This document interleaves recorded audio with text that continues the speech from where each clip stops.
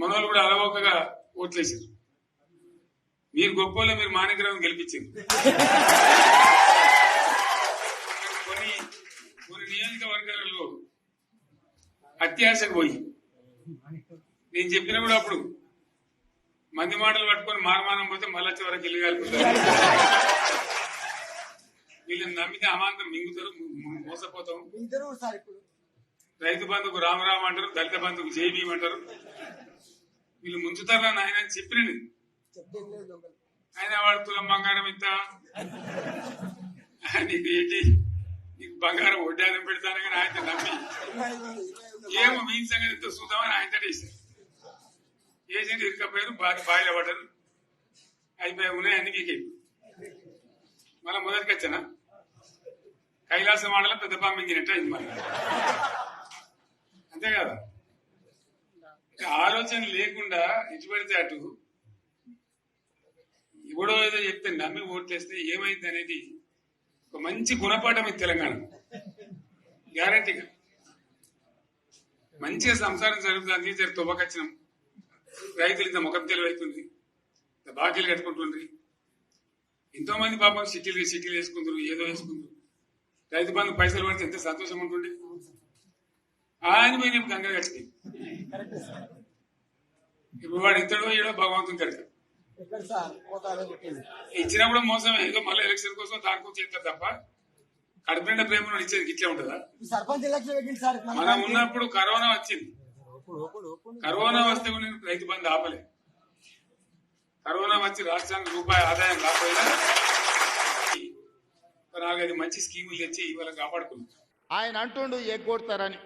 నేను నీలాక మాట చెప్పి ఎగ్గొట్టేటోని కాదు. దళితులకు 3 ఎకరాలని ఎగ్గొట్టినావు, దళిత ముఖ్యమంత్రి అని ఎగ్గొట్టినావు, డబల్ బెడ్రూమ్ ఇండ్లు అని ఎగ్గొట్టినావు.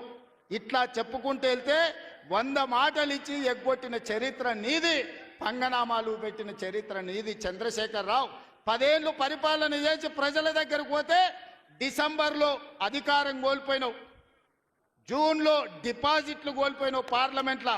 ఇప్పుడు మెదడు కూడా కోల్పోయినట్టే ఉన్నాడు ఆయన పెద్ద మంచి ఫామ్ హౌస్లో పండుకొని. డిసెంబర్లో ఆయన అన్నీ చెప్పిండు. ఆయన గుడిలు దర్గాలకు దస్తీలు కప్పిండు, గుడిలకు పోయి దండాలు పెట్టిండు. పెట్టిన తెలంగాణ ప్రజలు 10 ఏళ్ళు పెట్టిన ఆయన అరగోసకు ఇవాళ ఆయన గుణపాఠం చెప్పి ప్రభుత్వాన్ని దించిండ్రు. అట్లే అబద్ధాలు చెప్తే పార్లమెంట్లో గుండు 0 ఇచ్చిండ్రు, ఆయన గాడిద గుడ్డి ఇచ్చిండ్రు. అయినా బుద్ధి మారలే. 14 నెలల నుంచి అంట ఆయన ఫామ్ హౌస్లో వండుకొని గంభీరంగా చూస్తుండంటే. ఎవరిని చూస్తున్నావా గంభీరంగా?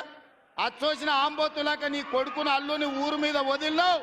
మైసమ్మ మన ఏంది జాంగీర్పీర్ల దర్గాకు వదిలిన మేకపోతులాక ఊరు మీద పడి మేస్తా ఉన్నారు నీ కొడుకు నీ అల్లుడు. సరే, నేను గంభీరంగా మౌనంగా చూస్తున్నా. నేను కొడితే వట్టి కొట్టు నాకు అలవాట్లేదు కదా. చూద్దాము.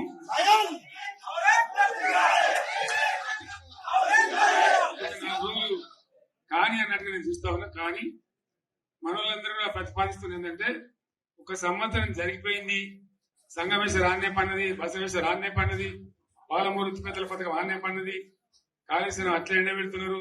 ఇవన్నీ అన్యాయాలని. కాబట్టి ఫిబ్రవరి నెలాఖరులో ఒక పెద్ద బహిరంగ సభ పెట్టాలి, కథ చూడాలి, జరుగుతా ఉంది. ఆయన కొడతానంట, బలంగా కొడతాడంట. సరిగ్గా నిలబడేది నేర్చుకోని ఆయన కట్టె లేకుండా. నీ పరిస్థితి ఎట్లుందో తెలంగాణ సమాజానికి తెలియదా? నువ్వు తూగుతున్నావా, సోగుతున్నావా, నువ్వు నిలబడగలిగే పరిస్థితిలో ఉన్నవా? ఆయన బలంగా కొడతాడంట, ఆయన లేచి వస్తాడంట. ఇంకా వాళ్ళ బొంద తెలివికి నిన్న వారి పార్టీడే మంది పెట్టాలి, అదేందో పోలింగ్ పెట్టిన వాడు చూసినా మీరు? ఆ పోలింగ్ పెడితే 70% మనకు వచ్చింది, 30% మనకి. వాడు పెట్టింది మనం పెట్టింది కాదు. 75. సోషల్ మీడియాలో నాకు ఆయనకు పోటీ పెడితేనంట ఆయనకు లైక్లు ఎక్కువ వచ్చినాయంట. టిక్ టాక్ లో 10 ఏళ్ళు ముఖ్యమంత్రి చేసినోడు, కేంద్ర మంత్రి చేసినోడు ఇవాళ టిక్ టాక్ లో కేసీఆర్ కు రేవంత్ రెడ్డికి పోటీ పెడితే ఆయనకు లైక్లు ఎక్కువ వచ్చినాయంటే నాకు తక్కువ వచ్చినాయంటే ఇవాళ వాళ్ళ కార్యకర్తలతో మాట్లాడుతున్నాడు. నేను అడగదలుచుకున్నా, ఆ మధ్యలో బాలీవుడ్ లో కూడా సల్మాన్ ఖాన్ కు రాఖీ సావంత్ కూడా టిక్ టాక్ లో పెడితే రాఖీ సావంత్ కి ఎక్కువ లైక్లు వచ్చినాయి. అంత మాత్రాన ఆమె సల్మాన్ ఖాన్ కంటే గొప్ప నటుడు నటురాలు అనేవారని అనుకుంటారా? ఇవాళ చివరికి ప్రజలు తిరస్కరించి ప్రజలు డిపాజిట్లు జప్తు చేస్తే ముఖం జల్లక ఫామ్ హౌస్లో వండుకున్న చంద్రశేఖరరావు సోషల్ మీడియా టిక్ టాక్లో నాకు లైక్లు వచ్చినాయని చెప్పుకునే పరిస్థితికి వచ్చిందంటే ఆయన మానసిక పరిస్థితి ఎట్లుందో తెలంగాణ సమాజం అర్థం చేసుకుంటుంది.